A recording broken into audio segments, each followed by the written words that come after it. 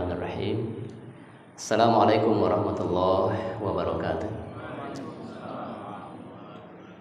Alhamdulillah allazi nahmaduhu wa nasta'inuhu wa nastaghfiruh wa na'udzu billahi min shururi anfusina wa min sayyiati a'malina may yahdihillahu fala mudilla lahu wa may yudlil fala hadiya lahu. Asyhadu an la ilaha illallah wahdahu la syarika lahu wa asyhadu anna Muhammadan abduhu wa rasuluhu la nabiyya ba'da. Faqala Allah Ta'ala fi kitabihil karim, a'udzu billahi minasyaitonir rajim. Bismillahirrahmanirrahim. Qad kanat lakum uswatun hasanatun fi Ibrahim walladzina ma'ahu ila akhiril ayat. Ya ayyuhalladzina amanu taqullaha haqqa tuqatih wa la tamutunna illa wa antum muslimun. Saudara-saudaraku sekalian, Bapak Ibu yang rahmati Allah Subhanahu wa taala, alhamdulillah segala puji hanyalah untuk Allah Subhanahu wa taala yang senantiasa selalu memberikan semua fasilitas untuk kehidupan kita. Baik itu yang sifatnya fasilitas dengan perangkat-perangkat kerasnya maupun yang sifatnya perangkat-perangkat lunak. Allahul ladzi khalaqas samawati wal ardh wa ma bainahuma. Allah Subhanahu wa taala telah menciptakan bumi dan langit beserta semua apa yang ada di antara keduanya. Yang selalu diingatkan setiap pagi Jumat dalam surat As-Sajdah itu menunjukkan bahwa Allah Subhanahu wa taala menginginkan agar kita selalu menyadari bahwa nikmat-nikmat Allah itu begitu banyak diberikan kepada kita. Fasilitas kehidupan itu semuanya Allah berikan untuk kita. Hadirnya kita pada malam hari ini atau pada subuh hari ini di masjid ini atas berkat nikmat yang Allah Subhanahu wa taala ciptakan untuk kita semua. Allah ciptakan kita kaki yang sehat, tangan yang sehat, mata yang sehat, telinga yang sehat. Demikian juga dengan pikiran yang sehat. Termasuk juga fasilitas yang kita pakai. Mungkin kita di antara kita ada yang pakai mobil, ada yang pakai motor, ada yang pakai baju yang baru, pakai kain. Semuanya itu adalah khalaqus. Allah Subhanahu wa taala yang menciptakan untuk kebutuhan kita semua. Termasuk yang perangkat lunak yang saya katakan tadi, dalam Quran Allah juga mengatakan, "Wallazi anzalas sakinata fi qulubil mu'minin liyazdadu imanan ma'a imanihim." Wa Allah Subhanahu wa taala dialah yang telah menurunkan ketenangan di dalam hati-hati kamu. Dan dia menambah keimananmu bersama dengan orang-orang yang beriman di antara kalian. Ini menunjukkan bahwa Allah Subhanahu wa taala pun menurunkan suatu nikmat yang sangat luar biasa yang mungkin tidak bisa kita lihat, tidak bisa kita raba, tidak bisa kita dengar, tapi bisa kita rasakan. Itulah nikmat ketenangan, ketentraman yang Allah Subhanahu wa taala turunkan ke dalam kolbu-kolbu kita semua. Maka mari kita perbanyak bersyukur kepada Allah, karena syukur itu adalah bukti bahwa kita ingat kepada Allah, dan itu yang kita sebut dengan zikrullah. Maka orang yang banyak berzikir adalah orang yang pandai bersyukur terhadap nikmat Allah Subhanahu wa taala. Tidak akan berzikir orang yang tidak menyadari nikmat Allah, karena dia tidak pernah menyadari bahwa Allah Subhanahu wa taala memenuhi fasilitas dalam kehidupannya. Maka semakin banyak kita memuji Allah Subhanahu wa taala, itu maknanya adalah kita semakin banyak mengikuti perintah Allah Subhanahu wa taala. Karena memang dari awal Allah sudah mengatakan alhamdulillahirabbil alamin. Segala pujian itu hanya untuk Allah Subhanahu wa taala. Salawat dan salam semoga tercurah selalu kepada junjungan kita yang mulia Rasulullah Muhammad sallallahu alaihi wasallam. Bapak Ibu sekalian, salawat dan salam yang kita sampaikan sesungguhnya adalah harapan agar kita dicintai oleh Rasulullah.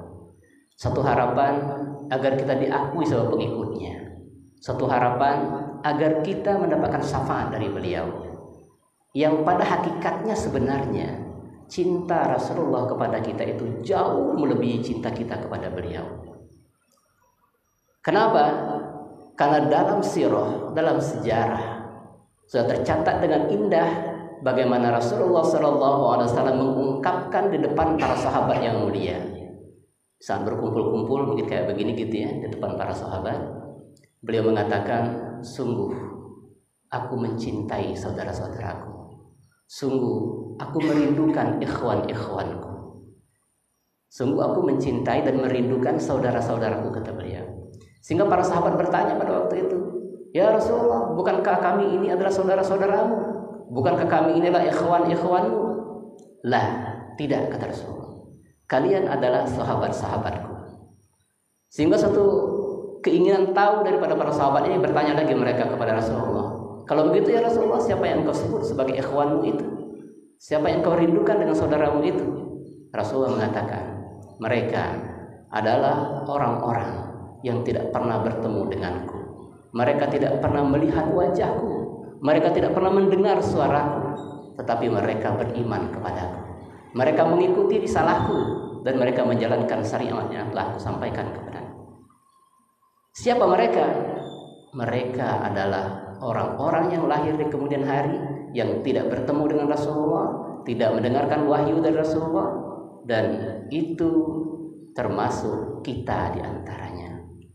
Di saat kita memenuhi syarat tadi, bahwa kita mengikuti Rasulullah, mencintai Rasulullah, merindui Rasulullah, dan juga melaksanakan ajaran Rasulullah SAW.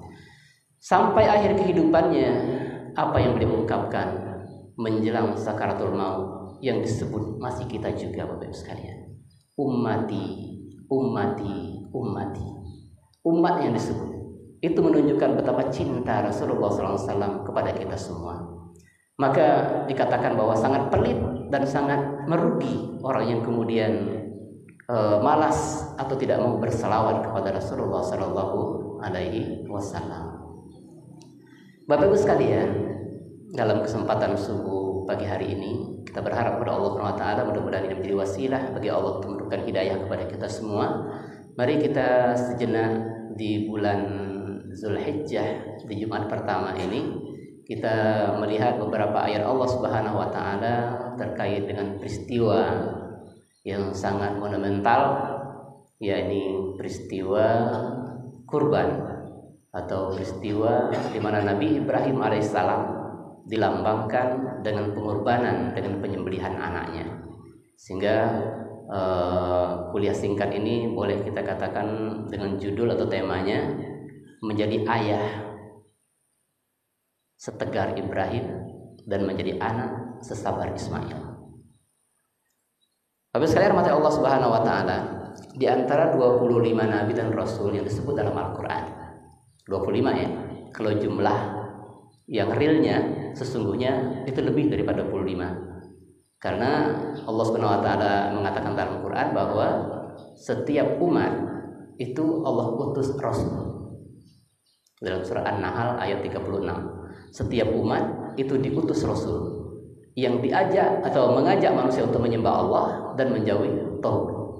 Itu artinya jumlah rasul itu sebenarnya lebih daripada 25. Bahkan ada di antara beberapa tafsir itu menyebutnya ribuan. Ya, ribuan itu nabi dan rasul. Tetapi yang diabadikan dalam Al-Qur'an itu ada 25. Di antara 25 nabi itu yang secara khusus Allah Subhanahu wa taala menyebut bahwa mereka harus dijadikan sebagai contoh dalam kehidupan itu ada dua. Satu, Nabi Ibrahim alaihissalam, dan yang kedua adalah Nabi Muhammad sallallahu alaihi wasallam. Kalau untuk Nabi Muhammad itu sudah sering disampaikan, laqad kana lakum fi rasulillahi uswatun hasanah liman kana yarjullaha wal yaumil akhir wa dzakarallaha katsiran. Bahwa Nabi Muhammad itu oleh Allah Subhanahu wa taala dijadikan sebagai uswah hasanah bagi kamu, bagi orang-orang yang mengharap perjumpaannya dengan Allah, bagi orang-orang yang mengharapkan kehidupan bahagia di hari akhir, dan mereka-mereka yang banyak berzikir menyebut nama Allah Subhanahu wa taala. Itu tentang Nabi Muhammad, uswatun hasanah. Adapun tentang Nabi Ibrahim alaihissalam, dalam Quran juga disebutkan dalam surat Amtuhana ayat 4 itu dikatakan, qad kana lakum uswatun hasanatun fi Ibrahim walladzina ma'ah. Nah ini ayatnya dalam surat Al-Mumtahana ayat 4. Kata Allah, sungguh telah ada pada diri Ibrahim itu tauladan yang baik bagi kamu dan juga orang-orang yang bersamanya. Jadi kalau Nabi Muhammad itu disebutkan langsung secara per orang gitu ya, laqad kana lakum fi rasulillah. Kalau di sini Allah mengatakan untuk Nabi Ibrahim walladzina ma'ahu, dan orang-orang yang bersama dengan Ibrahim itu. Siapa mereka? Nanti yang disebutkan antara lain ada istrinya, ada anaknya. Itu yang monumental yang terjadi dalam keluarga ini. Walladzina ma'ahu. Nah, Bapak Ibu sekalian rahmati Allah Subhanahu wa taala, sedikit mungkin kita bertanya, apa sebenarnya yang bisa kita ambil pelajaran, yang kita bisa contoh atau uswahi dari Ibrahim dan keluarganya ini? Ini akan kita jawab dalam pertemuan ini. Apa saja yang bisa kita teladani, yang kita bisa contoh dari Ibrahim dan keluarganya. Yang pertama, yang kita harus mencontoh dan beruswah kepada Ibrahim dan keluarganya adalah kecintaan mereka yang kepada Allah Subhanahu wa taala. Ini yang pertama, kecintaan mereka kepada Allah Subhanahu wa taala. Kecintaan Ibrahim, kecintaan istrinya, dan kecintaan anaknya kepada Allah Subhanahu wa taala. Yang kecintaan itu luar biasa dan tidak tertandingi. Ya. Karena apapun yang dimiliki, mereka akan rela menyerahkannya kepada Allah Subhanahu wa taala. Jadi kecintaan kepada Allah itulah kecintaan yang paling tinggi. Maka barangkali ini disebut oleh Imam Ibnu Taimiyah ketika beliau menyebutkan tentang marhalatul mahabbah, gitu ya, tingkatan-tingkatan cinta. Maka beliau mengatakan bahwa tingkatan cinta yang pertama kali itu di atas segalanya adalah mahabbatullah, cinta kepada Allah Subhanahu wa taala. Dan ini yang sudah ditunjukkan oleh Ibrahim dan keluarganya. Kecintaan kepada Allah yang luar biasa, yang tidak tertandingi dengan kecintaan apapun juga. Dan itu bukan hanya sekedar pengakuan, tetapi Allah Subhanahu wa taala menguji cinta mereka. Cinta di antara mereka itu Allah uji mereka.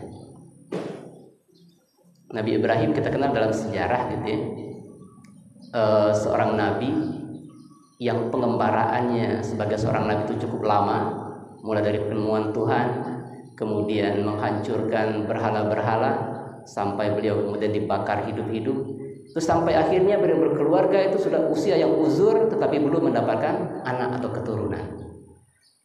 Nah, kecintaan Ibrahim pada waktu itu kepada Allah Subhanahu wa taala itu rela untuk mengorbankan segalanya. Lalu kemudian Allah berikan dia keturunan, seorang anak. Kembali Allah Subhanahu wa taala coba atau uji cinta Ibrahim itu kepada Allah Subhanahu wa taala. Dan itulah yang kita kenal, bagaimana Ibrahim alaihissalam yang sudah lama menanti keturunan itu, dan setelah ada kemudian disuruh oleh Allah Subhanahu wa taala untuk menyembelihnya. Dan sekali lagi beliau menunjukkan bahwa cinta tertinggi itu adalah untuk Allah Subhanahu wa taala. Dia jalankan perintah itu untuk menyembelih anaknya. Ini ujian yang sangat tinggi dan sangat berat dari Ibrahim. Maka hal yang pertama harus kita ambil pelajaran dari beliau, bagaimana kita bisa mencintai Allah Subhanahu wa taala itu di atas segala yang kita miliki. Di atas cinta kita kepada anak, istri, harta benda dan sebagainya. Berat Bapak Ibu sekalian, karena kita kadang-kadang meletakkan dan memaknai cinta itu kepada barang-barang yang konkret, barang-barang yang sifatnya bisa kita lihat, bisa kita raba, dan bisa kita dengar. Itu adalah hawa nafsu yang kita miliki. Sementara tuntutannya kita harus mencintai Allah yang gaib di atas segala yang kita lihat dan kita dengar itu tadi, di atas segala fasilitas dalam kehidupan kita. Bapak Ibu rahmati Allah Subhanahu wa taala. Ini yang pertama, kecintaan kepada Allah Subhanahu wa taala. Itu harus kita tiru dan kita teladani. Kemudian yang kedua, yang kita teladani dari Nabi Ibrahim dan keluarganya adalah mereka selalu taat dan berprasangka baik terhadap apapun yang Allah perintahkan kepada mereka. Selalu taat dan berprasangka baik terhadap apapun yang Allah perintahkan kepada mereka. Ini yang terjadi kepada Ibrahim dan keluarganya. Walaupun mungkin perintah itu selintas tidak masuk akal. Walaupun perintah itu selintas tidak masuk akal. Ketika dia akan menyembelih anaknya, dia tidak tahu kalau nanti bahwa anak itu akan diganti dengan kibas. Tidak tahu. Tidak ada pemberian tahu dari Allah. Cuma dia yakin apa yang Allah perintahkan kepadanya itu adalah sesuatu yang terbaik dan harus ditaati. Jika kita ada perintah untuk menyembelih, dia lakukan saja. Ya, perintah itu kepada anaknya untuk disembelih. Itu menunjukkan bahwa dia taat sepenuhnya kepada Allah, walaupun selintas itu enggak masuk akal. Enggak masuk akal kan nyembelih gitu kan, nyembelih anak yang sudah lama ditunggu-tunggu lahir, tahu-tahu kemudian disuruh untuk menyembelihnya. Itu tidak masuk akal. Tapi ketaatan kepada Allah Subhanahu wa taala itu yang ditunjukkan kepada beliau bahwa pasti di balik itu semua ada kebaikan yang Allah Subhanahu wa taala berikan. Bapak Ibu sekalian, rahmat Allah Subhanahu wa taala, keyakinan seperti ini karena beliau semua keyakinan yang sangat penuh, nggak mungkin kekasih yang mencintai lalu kemudian memberikan mudarat untuk dirinya. Tidak mungkin Allah yang mencintainya akan menzolimi dirinya. Itu namanya dengan husnuzon. Ya. Tidak mungkin Allah yang mencintai dirinya lalu kemudian akan membuat dia kecewa. Itu tidak mungkin. Allah mencintainya lalu kemudian akan membuat dia sakit. Itu tidak mungkin. Itu ada dalam pikiran Ibrahim. Maka ada husnuzon. Pasti ada kebaikan di balik perintah-perintah Allah Subhanahu wa taala. Nah, ketika yang mencintai itu menyuruh sesuatu, pasti ada kebaikan di dalamnya atau diyakini oleh Ibrahim alaihissalam. Nah, demikian juga dengan keluarganya.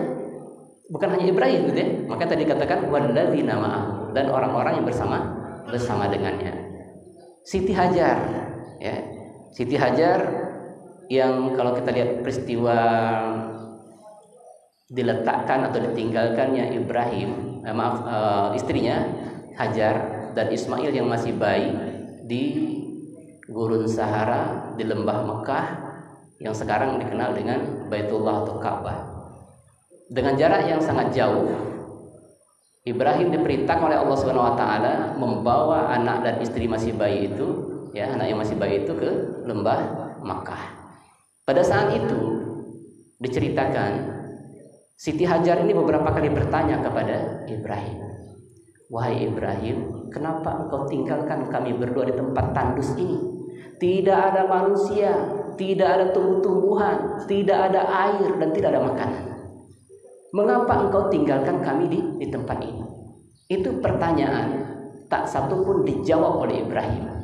Karena Ibrahim melihat bahwa masih ada keraguan dalam diri istrinya bahwa Allah tidak akan menyia-nyiakannya. Melihat Ibrahim tidak pernah menjawab dengan 3 kali pertanyaan, maka Siti Hajar yang memang sudah memiliki kekuatan iman yang sangat luar biasa dan tahu akan karakter daripada seorang nabi, diubahnya pertanyaan itu. Dia tidak mengatakan lagi, "Wahai Ibrahim, kenapa engkau tinggalkan kami di sini?" Tapi dia mengubah pertanyaan, "Wahai Ibrahim, apakah ini perintah Allah kepadamu?" Baru Ibrahim mengatakan, "Iya." Ketika Ibrahim mengatakan iya, Siti Hajar langsung mengatakan, "Kalau Allah yang menyuruh menempatkan kami di sini, Allah tidak akan menyia-nyiakan kami. Allah tidak akan menzolimi kami."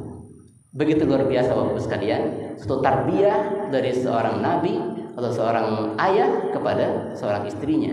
Bagaimana menumbuhkan keyakinan sangat luar biasa di saat genting seperti itu.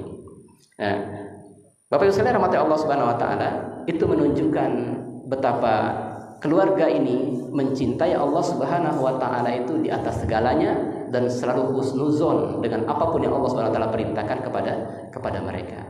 Maka ketika Ibrahim mengatakan iya, maka Siti Hajar mengatakan dalam Quran, la yudawina. Kalau begitu tidak mungkin Allah Subhanahu wa taala akan menyia-nyiakan kami. Itu diabadikan dalam Al-Quran bahasa itu. Bapak Ibu sekalian rahmati Allah Subhanahu wa taala, pelajaran yang bisa kita ambil dari peristiwa yang kedua ini, apapun yang Allah Subhanahu wa taala perintahkan kepada kita, itu adalah untuk kebaikan kita semua, untuk keselamatan kita semua. La taqrabuz zina. Janganlah engkau dekati zina. Mengapa Allah Subhanahu wa taala melarang perzinahan? Ternyata di balik itu semua itu luar biasa. Rasulullah SAW mengatakan bahwa apabila zina itu dilakukan dengan terang-terangan, maka Allah Subhanahu wa taala akan menurunkan satu jenis penyakit yang tidak akan ada obatnya. Itu dari dulu sudah ada. Itu maka Allah mengatakan la taqrabuz zina. Allah Subhanahu wa taala melarang untuk berjudi. Itu pasti di balik perjudian itu ada sesuatu yang akan merusak dan menzalimi orang yang melakukannya. Itu kita husnuzon gitu ya. Husnuzon ketika Allah memerintahkan sesuatu pasti ada sesuatu di baliknya. Demikian juga dengan hal-hal lain yang Allah Subhanahu wa taala perintahkan dan Allah Subhanahu wa taala larang, itu pasti ada hal besar di baliknya semua itu. Ini Bapak Ibu sekalian. Yang kedua yang harus kita teladani dari Ibrahim alaihissalam, yaitu senantiasa taat dengan perintah Allah dan husnuzon dengan kebaikan perintah itu. Yang ketiga yang kita teladani dari Ibrahim alaihissalam adalah kesungguhan mereka dalam mengarungi atau meraih karunia Allah Subhanahu wa taala. Kesungguhan mereka dalam meraih karunia dari Allah Subhanahu wa taala. Ketika anaknya Ismail menangis kehausan di gurun Sahara yang tandus di lembah Mekah, Siti Hajar tidak diam saja hanya berdoa kepada Allah untuk minta makanan, tidak. Akan tetapi dia berusaha dengan maksimal, dengan segala kekuatan yang dia miliki untuk mendapatkan sesuatu agar dia bisa memberikan makan untuk anaknya. Maka dia lari dari puncak Bukit Safa, lembah, naik lagi ke Bukit Marwah, turun lagi, kembali ke Safa, sampai 7 kali dalam peristiwa itu. Lihat Bapak Ibu, ia melakukan usaha dengan maksimal, bukan hanya sekedar 1 kali, 2 kali, tetapi 7 kali diabadikan. Itu menunjukkan betapa usaha maksimal dalam rangka meraih karunia dari Allah Subhanahu wa taala itu tidak boleh kita hanya sekedar duduk diam, berdoa dan berusaha hanya sekedarnya, tapi harus kita lakukan dengan maksimal. Contohnya sangat luar biasa, 7 kali dari Safa Marwah bolak-balik untuk mendapatkan barangkali situ ada makanan, barangkali itu ada minuman untuk dia dan anaknya. Nah, satu hal yang sangat luar biasa, yang berusaha sungguh-sungguh lari dari Bukit Marwah, ya, dari Safa ke Marwah itu adalah Siti Hajar alaihissalam. Tetapi Allah Subhanahu wa taala justru memberikan air itu dari kaisan-kaisan kaki Ismail alaihissalam. Jadi yang menemukan bukan Hajar yang sudah melakukan 7 kali keliling tadi, tapi justru Allah Subhanahu wa taala memunculkan air dari hentakan-hentakan kaki bayi yang mungil ini. Ya. Keluar mata air, maka dikumpulkan oleh Siti Hajar gitu kan, mungkin kalau bahasa kita tadi tepat-tepatkan dikit gitu kan, sehingga ngumpul ya, dengan kalimat zam-zam itu ya, berkumpul lah gitu ya, sehingga sampai sekarang namanya itu adalah air zam-zam. Nah, itu adalah buah kerja dan usaha yang dilakukan oleh Siti Hajar, walaupun hasilnya itu justru timbul dari hentakan kaki anaknya. Bapak Ibu Saudara rahmati Allah Subhanahu wa taala, pelajaran yang bisa kita petik dari peristiwa ini adalah yang disuruh kepada kita itu adalah untuk mencari karunia Allah dengan usaha maksimal. Perkara nanti dari mana datangnya pertolongan Allah, dari mana rezeki itu datang dari Allah Subhanahu wa taala, serahkan itu adalah kepada Allah Subhanahu wa taala. Karena tidak jarang kita melakukan suatu kebaikan, melakukan kerja-kerja yang tidak ada upah. Kita tidak menerima apapun dari situ.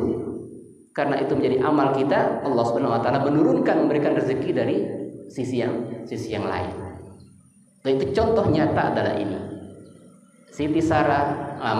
Siti Hajar yang melakukan usaha maksimal, tapi ternyata rezeki itu datang dari hentakan kaki anaknya. Saudara sekalian Allah Subhanahu wa taala, lalu yang terakhir, yang keempat, yang bisa kita teladani dari Nabi Ibrahim alaihissalam adalah dalam hal komunikasi yang sangat baik di dalam keluarga tersebut. Hidupnya suasana dialogis, ya. Komunikasi antara anggota keluarga, antara ayah, ibu dan anak. Kalau tadi kita sebut komunikasi antara Ibrahim dan Siti Hajar yang meninggalkan Hajar dan Ismail di lembah Mekah, maka peristiwa selanjutnya bisa kita lihat bagaimana dialog antara Nabi Ibrahim alaihissalam kepada anaknya Ismail di saat beliau akan dikurbankan atau disembelih sesuai dengan perintah Allah Subhanahu wa taala. Diabadikan dalam Al-Qur'an. Pada waktu itu Ibrahim alaihissalam bertanya, "Ya bunayya, inni ara fil manami anni asbahuka fanzur maza ta'mar." Ya bunayya, wahai anakku, sesungguhnya aku melihat dalam tidurku, dalam mimpi maksudnya, fi manami, bahwa aku menjembelihmu. Fanzur, maka pikirkan olehmu, atau bagaimana pendapatmu, maza tamar. Ya, bagaimana pendapatmu tentang peristiwa itu? Bagaimana pendapatmu tentang yang kulihat dalam mimpiku itu? Itu ditanya oleh Ibrahim. Ibrahim bertanya kepada anaknya, bercerita bahwa dia dalam mimpinya melihat atau melakukan bahwa dia menyembelih Ismail. Lalu dia minta kepada Ismail, bagaimana pendapatmu wahai anakku? Kira-kira begitu gitu kan? Tapi bahasa Quran seperti tadi. Nah, jawaban Ismail alaihissalam itu yang sangat luar biasa. Ini yang saya katakan tadi, kita dialog antara keduanya dalam keluarga ini sangat hidup. Apa kata Ismail diabadikan dalam Quran? Ya abadi, if'al ma tu'mar. Ya abadi, wahai ayahku, i'mal, lakukan ma tu'mar, apa yang diperintahkan kepadamu. Ini jawaban Ismail. Wahai ayahku, lakukan apa yang diperintahkan kepadamu. Satajiduni insyaallahu minas sabirin. Insya Allah engkau akan mendapati aku sebagai orang yang sabar terhadap ketetapan tersebut. Nah, Bapak Ibu sekalian rahmati Allah Subhanahu wa taala, dialog seperti ini harus kita hidupkan di tengah-tengah keluarga kita. Bagaimana komunikasi antara seorang suami dengan istri, suami istri dengan anak-anaknya, sehingga taraf, derajat, tingkatan daripada pemahaman, sakofah dan keimanan itu juga tidak jomplang. Ayahnya luar biasa, ke masjid rajin, sholat tahajud rajin, baca Quran rajin, berzikir rajin, akhlaknya bagus. Tapi karena tidak ada dialog dengan anak dan istri, tidak ada pengajaran dengan anak dan istri, kemudian yang terjadi dengan istrinya berbalik dengan apa yang terjadi dengan suaminya. Anak-anaknya juga seperti itu. Dan satu sebab yang paling menyebabkan ini terjadi karena tidak ada komunikasi antara anggota keluarga. Tidak ada saling asuh dan tidak ada saling asih. Tidak ada saling mengajari di tengah-tengah keluarga.